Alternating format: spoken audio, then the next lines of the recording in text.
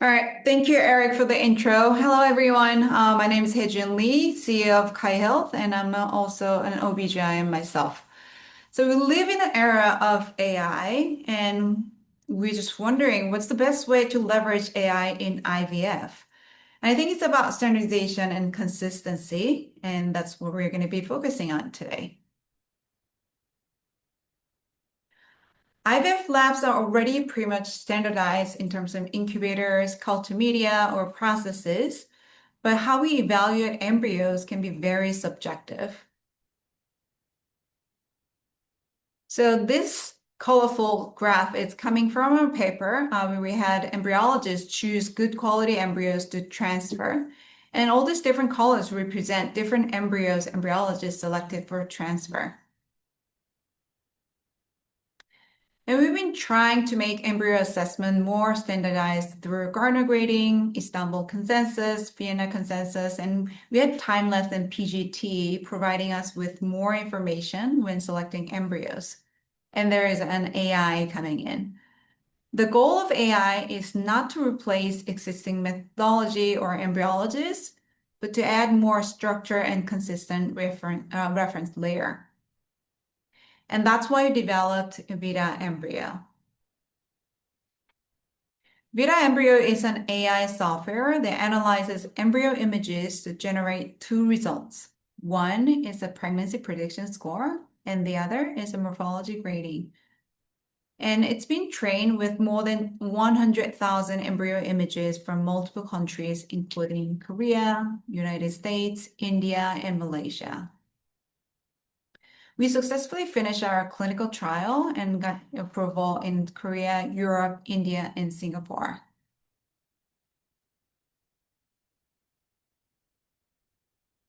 So how was this AI trained? So we gave the AI different images, like thousands of embryo images, including pregnant cases and not pregnant cases. And the AI learns the pattern between these two differences. And then it generates a score between 1 and 10 and to predict a pregnancy. And one of the special techniques that we use at Health is that we enhance the model to better reflect the ICM and TE regions, which is already a key structures in the embryo assessment.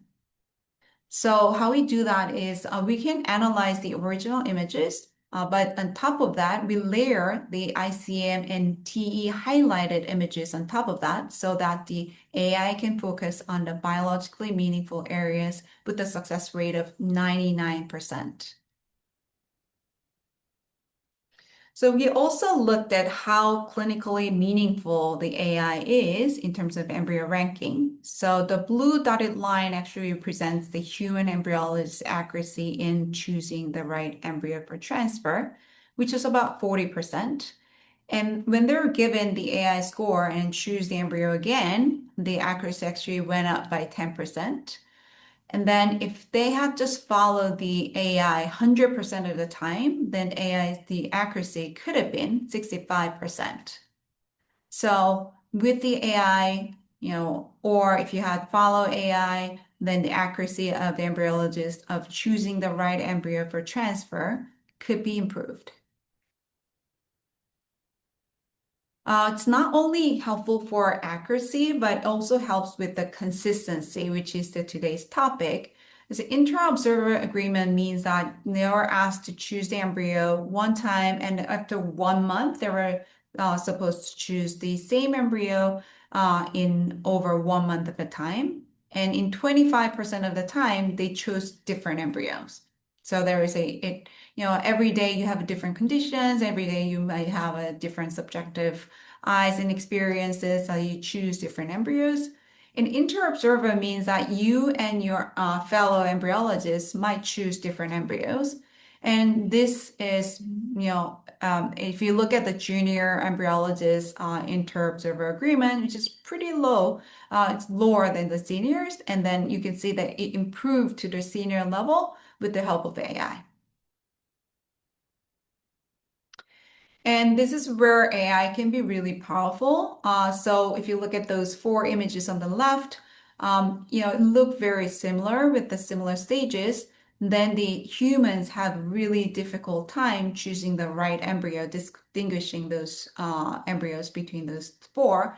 And then when you use AI, the improvement is much more stronger than when you're choosing the embryos from various development stages on the right side. So if they look very different, then human or an AI, they do a pretty good job. But if they look similar, the AI can be a really powerful tool in helping embryologists. And this is where we are a little different from other players in the market, where we really focus on explainability. So the detail model means that we're gonna show you the details later in a demo, but we created this detail model or segmented quantification means that we looked at the ICM and TE and created our own index, for example, like an ICM ratio or how round those ICM look. Those characteristics could actually better explain the fetal heart tone than the Garner grading. So this was presented by us at ASRM last year.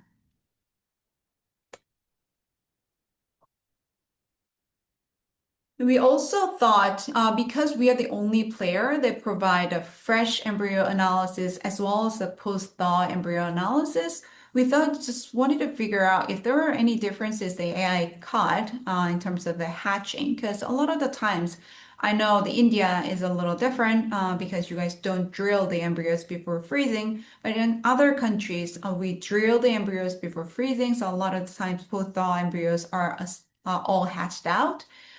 So we wanted to see if there's any difference in natural hatching between natural hatching versus assisted hatching. And we saw the clinical rate, pregnancy rate was higher in natural hatching, which was consistent with our clinical knowledge. And then we also saw the AI score was higher in natural hatching, which is consistent. But we wanted to make sure the AI also understands that this is natural hatching but versus assisted hatching without telling it that this is natural versus assisted. And it did a pretty good job of distinguishing natural versus assisted. I think the reason is because of the zona, like how it's cut. And I think AI sees those subtle differences that human eyes might not be able to catch.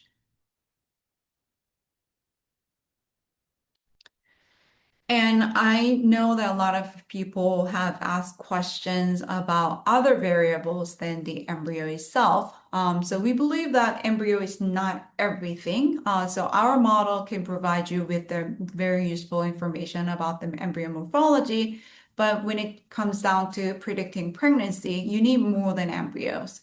So we looked at the endometrial thickness and an age, and all together, all three of them together in the model, and to see if those variables actually help the AI to predict pregnancy better.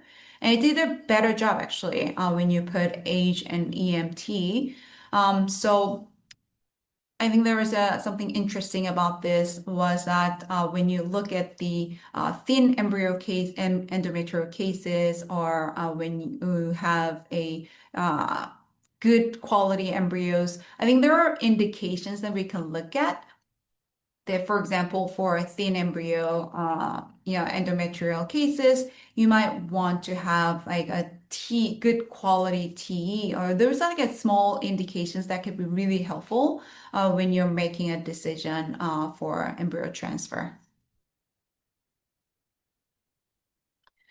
So to summarize, the IVF labs already, we've been working really hard to standardize the processes, but the embryo ranking requires more attention.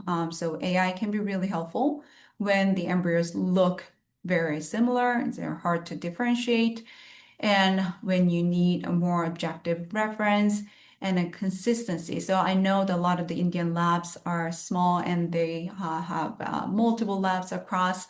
Then you might want to have a consistency across, then AI can be helpful. And also the patient report the AI generates can really help with your patient counseling. We've going to hear from our clients later on how the patient communication have been really helped by the AI.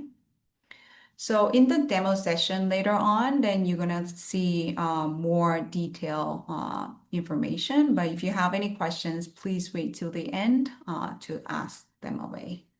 Thank you so much.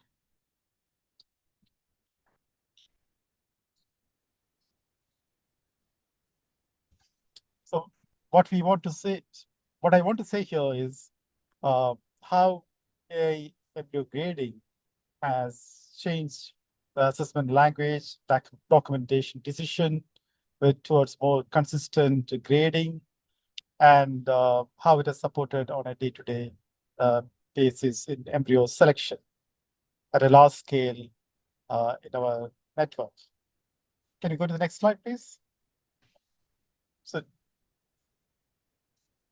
many of you know that Nova is one of the biggest IVF chains in India, with more than 120 centers and in more than spread over more than 75 cities. And recently we achieved 100,000 pregnancies, and we had a great celebration. And that comes with a lot of effort from the embryology team and the operations and clinicians. Today, I guess, today, roughly about 64 centers, large clinics, are the clinics that have IVF labs. They use AI embryo grading, that is from Kai. Can we go to the next slide, please?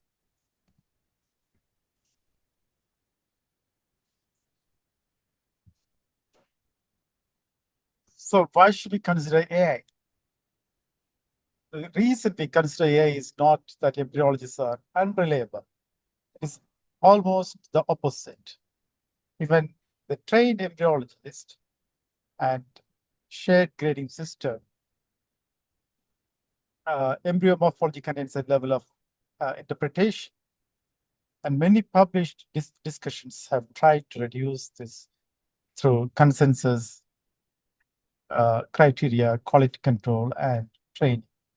So I must also tell you that there are companies that they sell embryo morphological pictures, and or they have a tool where embryo pictures is sent to different embryologists. They do the grading, and then they centrally do the assessment by, again, human or embryologists who are human. And here,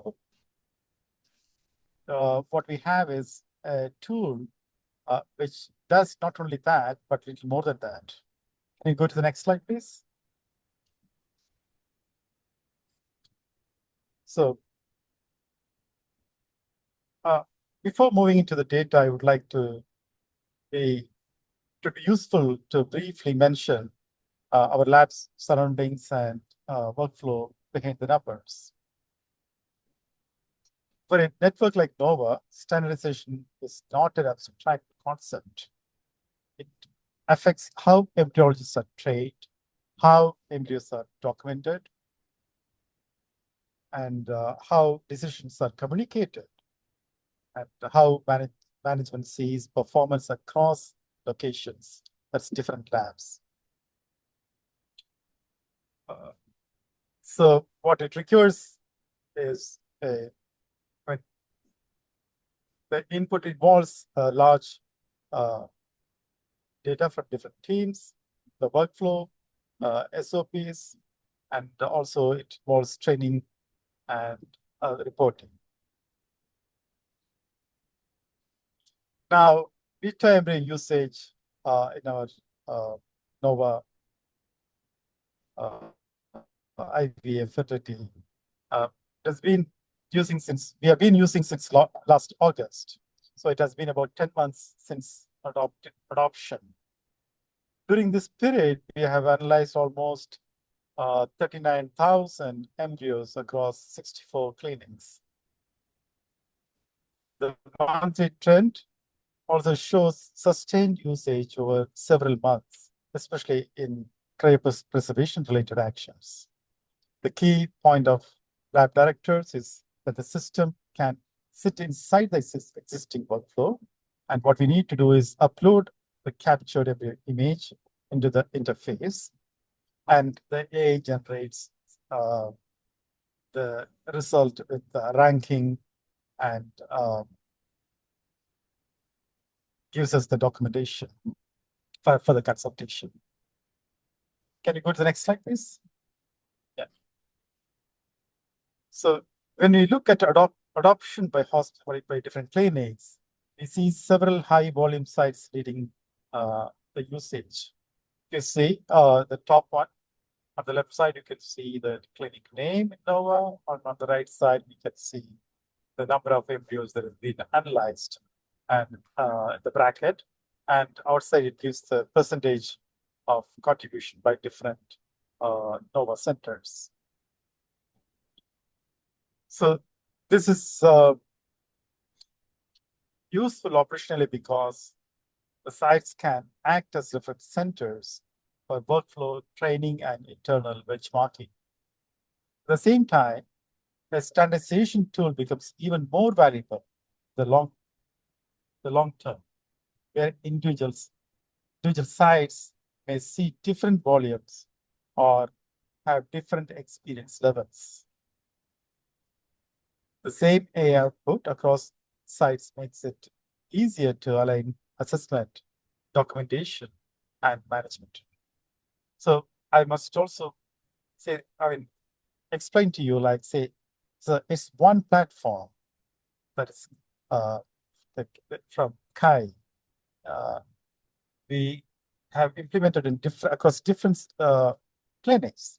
So we have one standardized way of grading the embryo. So in the subsequent slides, you'll see how it's being done. So in this slide, you can see embryo ranking concordance analysis. So I would like to show you how the concordance between our embryologist and beta embryo changed throughout the period. Below, you can see the accuracy figures and how they changed throughout the year. Across 1,174 cycles and about 5,000 embryos, the A predicting mod ranking showed high top 2 and top 3 concordance with manual ranking that you can see on the right side here.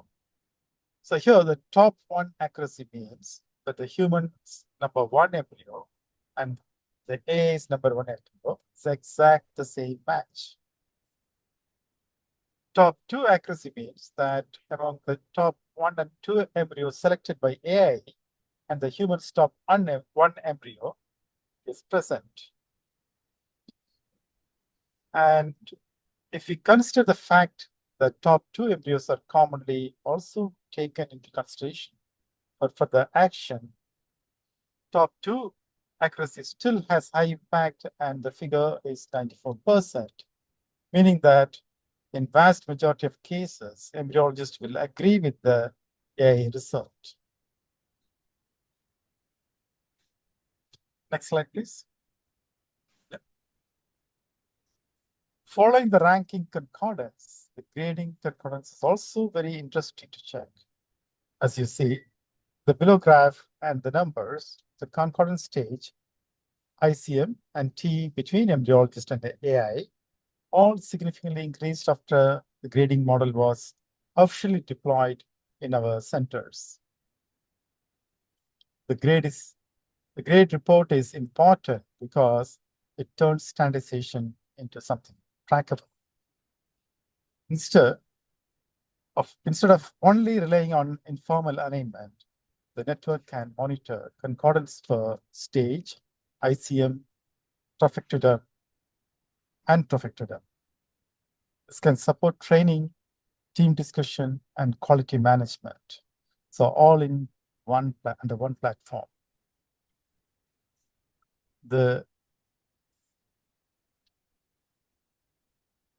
Can we go to the next slide, please? You can also look at how many cases were analyzed in manual mode and how many cases were overridden by embryologists. You can see that only 1.4% of the whole embryo analysis was done by manual mode, which means that almost all cases were AI supported, meaning good belief in AI performance by the user. Also, the override rates are below 20%, meaning that users were likely to agree with the grades generated by AI. Can you go to the next slide, please? Yeah.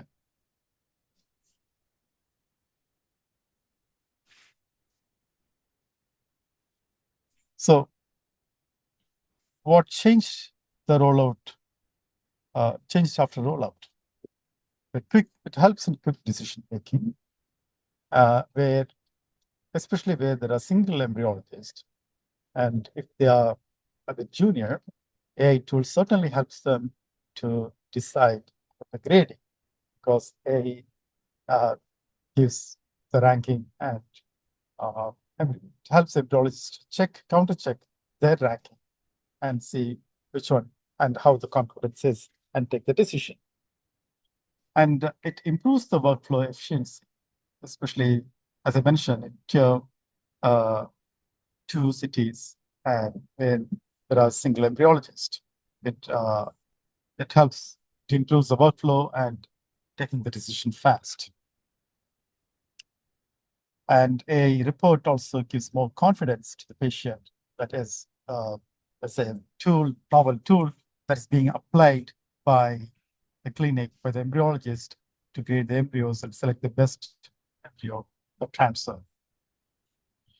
And not but the least, it also gives concordance across centers.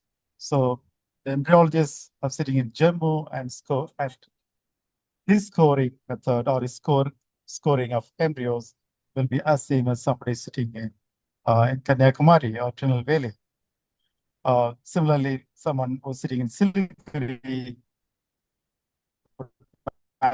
match scoring somebody of the embryologist who's sitting in Jaipur and Rajasthan.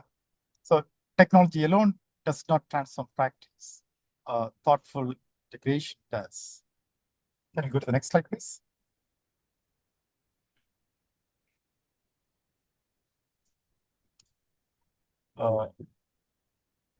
Yeah.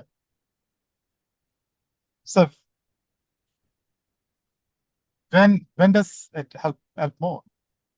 When we have multiple good quality embryos. I mean, the confusion is which one to transfer first.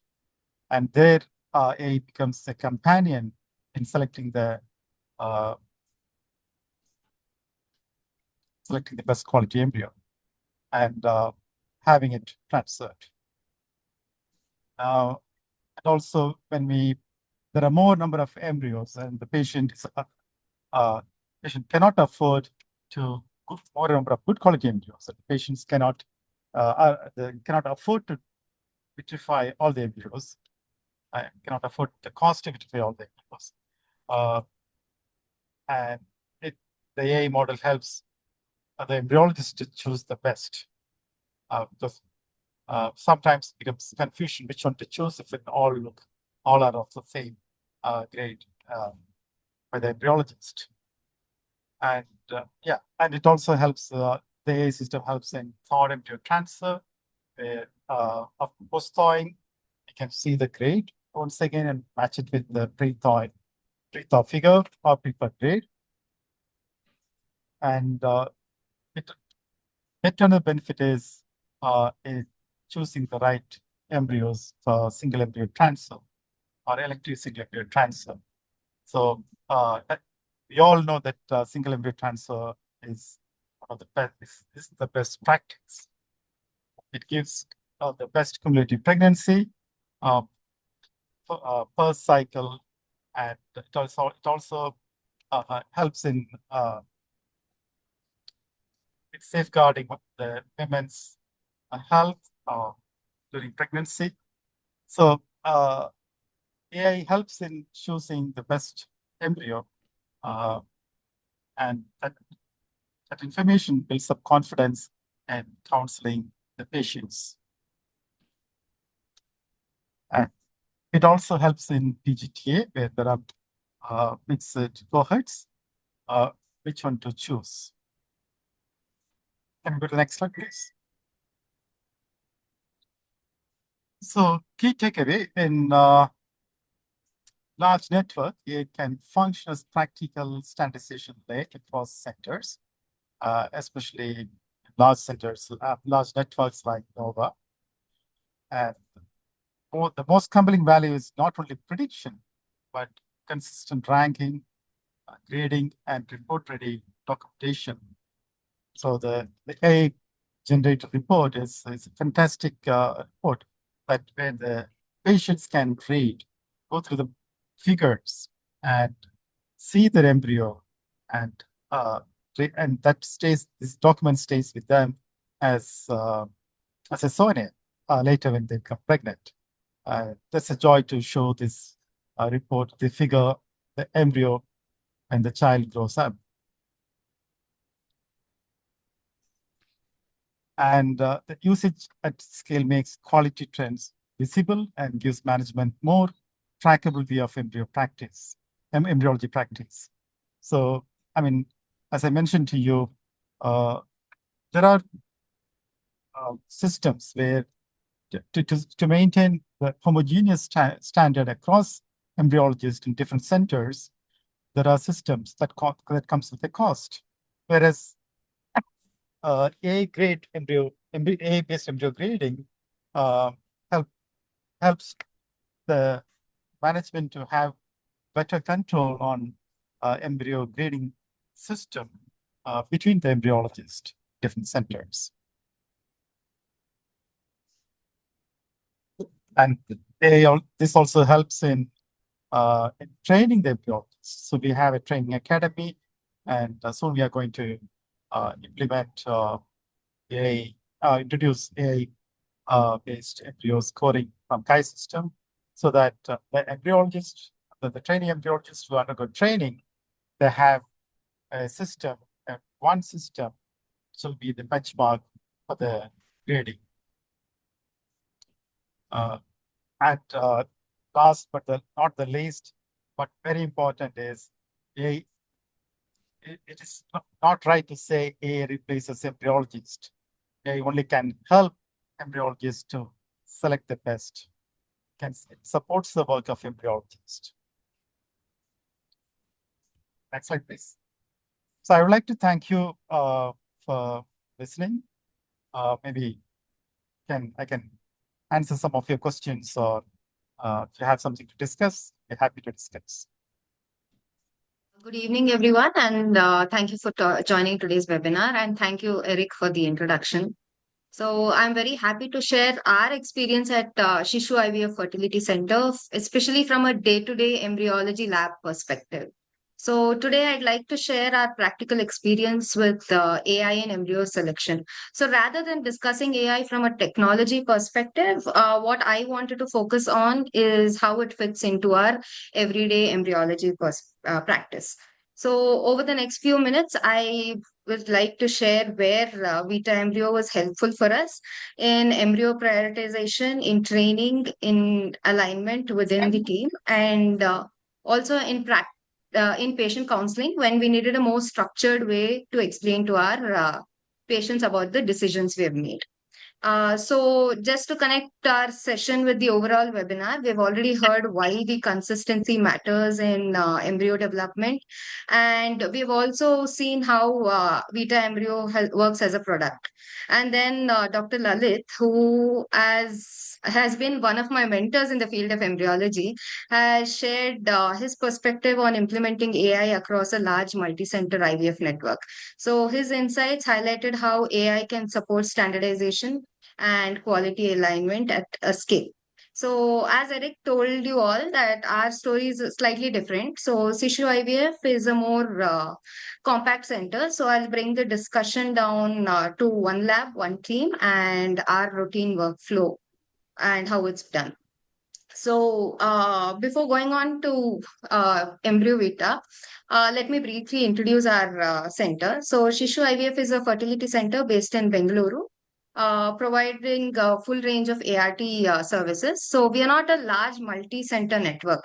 We are just a focused clinical team where every new tool must justify a place in routine practice. So, during that evaluation period, we analyzed around 178 embryos across 35 cycles using Vita Embryo.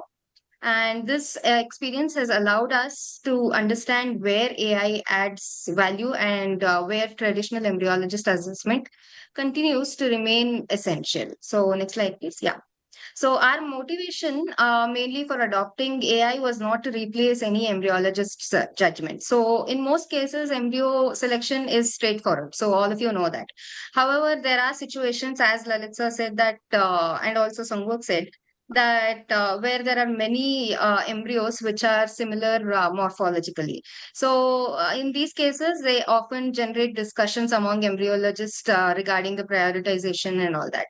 So we wanted a more common reference point for our training embryologists, and we also wanted to ensure the consistency in the team. So finally, any solution that had to fit into our workflow without creating an additional complexity. Next slide, please. So in our routine, one of the reasons Embryo Vita was easy to adopt was that it fit around the workflow so beautifully with what all we already had. So usually we take an embryo image on day 5 just before the freezing. And the senior embryologist review or check the image before uploading it. And then the AI result is reviewed before the freezing decision. Then, depending on the case, the output can be documented in the lab record and sometimes also used for patient counseling. So the important point here is that I didn't feel like we were adding a completely separate process or a new whole process. So it was more like adding a touch reference step to us. And of course, the final decision always remains with the embryologist and with the clinician. The AI result is just there to support our decision and help us explain to the patient and not to make a decision automatically. So next slide, please. So looking at our data usage report, Vita embryo was used for around 178 embryos during the report period. And one point here I would like to highlight is that the actions were documented for 172 embryos, which is 96.6. So it was not only a demo or trial use. This tool was connected to the actual lab decisions. So the action pattern was also cryopreservation heavy. And for us, that makes sense because many of our decisions were around what to freeze and how to prioritize the embryos and how to document that decision more clearly made more like interest. So next slide, please. Yeah. So across 178 embryos, the agreement between our manual assessment and the Vita embryo grade model was high. So for stage, it was around 98.9%. It was 95.5% for ICM, and for TE, it was 92.1%. So for our team, it was very useful in two ways. So when our assessment and the AI result agreed, it helped us reinforce confidence. So especially for the trainee embryologists. And also when there was a difference, it was a good opportunity for us to pause and review the image again and then discuss why the difference happened and where we went wrong or right. So the value was not just simply that the AI was right or wrong, but the value was that it gave us a structured second reference. It's more or less like a second opinion. So, and in training, that can be very helpful because it makes the decision more concrete. Next slide, please. So over here, this slide, I want to talk to you all because this is one common situation where AI can be very helpful. Sometimes we may have several embryos that are good morphologically. Before using an AI reference, the discussion may depend mainly on the morphology and the embryologist's experience. But with Vita embryo, we still use our clinical judgment, but the ranking gives us one more structured signal to discuss with the team and also the patient. So the decision does not become automatic. It is not like AI says number one, so we transfer number one. But it can make the ranking conversation easier. So especially when we need to decide which embryo to prioritize first, which one we need to freeze next, and how to document that order very clearly. Next slide, please. So this is an interesting slide. So I want to spend a little more time on this case because I think this is a situation many centers may recognize. So this was a 34-year-old female patient with primary infertility, and both gametes were of poor quality. So in this case, we retrieved around 3 oocytes, and 2 of them were mature, and both of them fertilized. So on day 5, we had one 5AB and one 4BB. So this was not a case where we had many embryos and simply needed to pick the best one. So it was a low yield case and the decision was more sensitive. So the question was, should we proceed with the embryo transfer or should we consider embryo pooling and try to collect the more embryos first? So this kind of decision can be difficult for patients because they might feel anxious. And also in this case, the number of embryos was limited. So they'll be more anxious during this time. So, and the lab, from the lab perspective, we also wanted to explain the available embryos in a way that is clear and balanced to the patient. So, in this case, both the embryos were frozen after the embryo grading. The manual grading and the AI grading were consistent, and the Vita embryo score was 6.8. So, here, what did Vita embryo change for us? So, it did not change our clinical decision, but instead, it provided an additional objective reference that helped support our counseling decision. So here the patient could see that the embryos were indeed of good quality, but the AI ranking also helped us explain that embryo quality exists on a spectrum and that the probability of success is not the same for every good quality embryo. So this allowed us to set an appropriate expectation while maintaining optimism. So the conversation became more transparent and the patient was better prepared for a range of possible outcomes that can occur in the IVF treatment. So for me, here, the real value of this case was that AI did not provide me a new answer or it didn't magically help me talk to the patient, but it helped us communicate our assessment more clearly, document our reasoning more effectively, and also support informed decision making. So in routine practice, that kind of clarity can be extremely valuable. Next slide, please. Yeah. So when I think about what changed in our day-to-day practice, I would say that the value was not practical, was practical but not theoretical. So firstly, prioritization became more structured when embryos look similar. And the second thing was that it was a common ground and reference was built. So here, junior and senior embryologists, as they could look at the same output and discuss it together. So third was that training with AI helped our junior embryologists on making important decisions such as freezing. So here at Shishu, even if our senior embryologists are busy, the juniors are capable of making cryo decisions without any senior embryologists, thanks to Vita embryo. So, and finally, when we appreciate counseling, became easier. So instead of relying only on a verbal explanation of morphology, we had a more structured reference to our support discussion. So overall, this tool has helped us make embryo decisions a little more consistent, more teachable, and easier to explain. So next slide, please. So to conclude, I would like to summarize that our experience for other lab directors, especially for those from small or mid-sized IVF centers, is that Vita embryo was most helpful when good quality embryos looked similar and the team needed a clearer ranking decision. Secondly, it was useful for training and alignment because the same output could be reviewed by junior and senior embryologists in the team. And thirdly, it fit into our existing workflow without any additional imaging equipment or major operational changes. So that was one major benefit for us.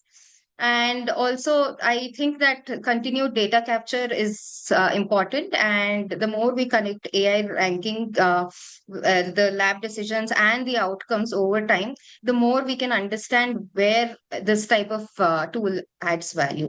So, for us, AI is not just a higher technology, it was a practical way to make embryo decisions more consistent, teachable, documented, and explainable. Next slide, please. So thank you all for listening. I hope this experience from Shishu IVF was helpful for all of you, especially for those centers who are thinking about how AI can really fit into our daily lab practice. And I'll be happy to take any questions.